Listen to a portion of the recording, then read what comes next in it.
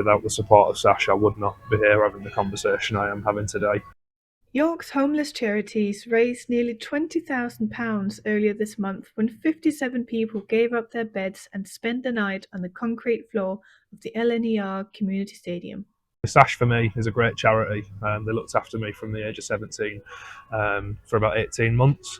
So I was lodging with my host Helen over in Huntington after I'd spent 6 months living in a local youth hostel. SASH's housing model relies on its host community, people with a spare room who are willing to open up their homes for a young person at risk of homelessness.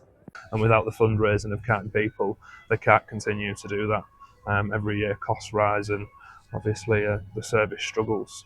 When you hear it from the horse's mouth to speak, it just makes such an impact.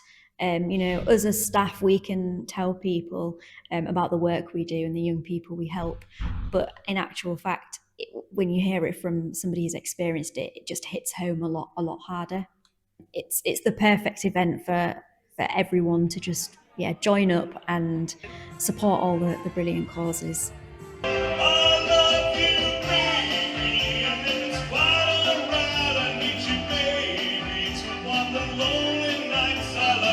I grew up in New York and I've moved to Old York, and it doesn't matter how big the city, homelessness is everywhere.